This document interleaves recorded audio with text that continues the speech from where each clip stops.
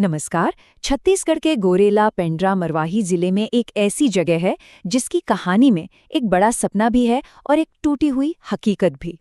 जी, हम बात कर रहे हैं इंदिरा उद्यान की। तो सवाल यही उठता है कि जब कोई सपना भुला दिया जाता है तो होता क्या है। शायद इसका जवाब हमें इंदिरा उद्यान की कहानी में मिल सकता है। तो चलिए इस कहानी को शुरू से समझते हैं। देखिए, हर बड़ी चीज की तरह इस पार की कहानी भी एक बहुत बड़े सपने के साथ शुरू हुई थी। एक ऐसा विजन था जो इस जगह की पूरी तस्वीर ही बदल देने वाला था। बात है साल 2003 की। उस वक्त के मुख्यमंत्री श्री अजीत जोगी ने इसका उद्घाटन किया था और इसका मकसद तो बहुत बड़ा था। इसे एक मिनी अमरकंटक बनाने का प्लान था। मतलब एक ऐसा जबरदस्त रिक्रिएशनल हब जो दूर दूर से लोगों को अपनी तरफ खींचे। और जानते हैं, कुछ वक्त के लिए ये सपना सच भी हुआ था। एक जमाना था जब ये पार्क सच में अपनी पूरी रौनक पर था। चारों तरफ लोगों की चहल पहल, हंसी ठहाके, बस यही गूंजता रहता था। उस जमाने में ये कोई मामूली पार्क नहीं था। अरे, ये तो एक मिनी जू जैसा था। जरा सोचिए, यहाँ भालू, हिरण, चीतल, बारहसिंगा, ये सब जानवर थे। अब जाहिर सी बात है, इसी वजह से ये जगह टूरिस्ट्स और परिवारों के लिए एक हॉटस्पॉट बन गई थी।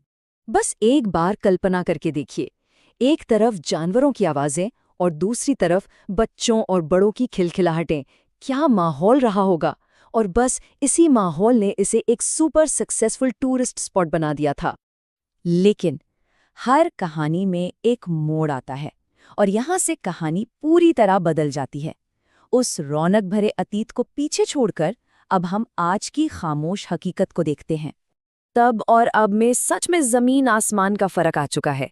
जहां पहले जानवर और टूरिस्ट थे, आज वहां सन्नाटा है। मनोरंजन के लिए जो झूले वगैरह थे वो सब टूटे पड़े हैं। और जो जगह कभी एक बड़ा अट्रैक्शन थी, आज वो बस सुबह सुबह टहलने की एक शांत जगह बनकर रह गई है। आज की हालत ये है कि मेंटेनेंस की बहुत ज्यादा कमी है। बच्चों के खेलने के सामान टूटे पड़े हैं, जानवर तो अब हैं ही नहीं, और पीने के पानी या बैठने तक की बेसिक सुविधाएं गायब हैं।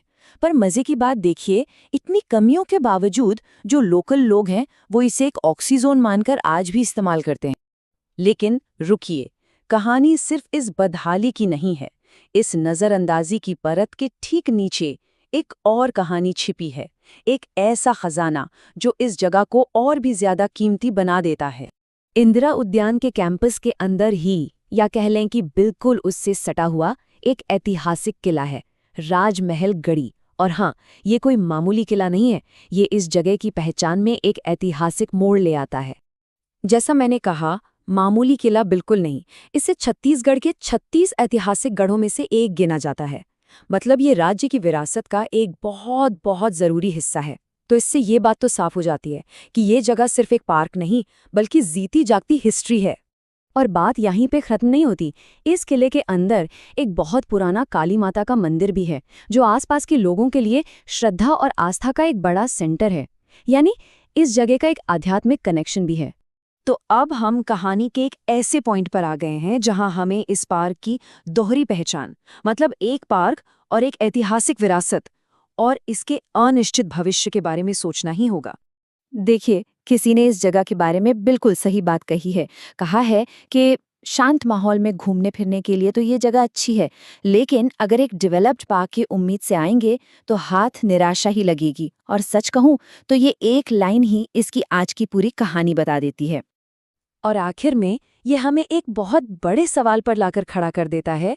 कोई भी समाज अपने हाल के सपनों की याद और अपनी सदियों पुरानी विरासत के संरक्षण के बीच एक बैलेंस कैसे बना सकता है।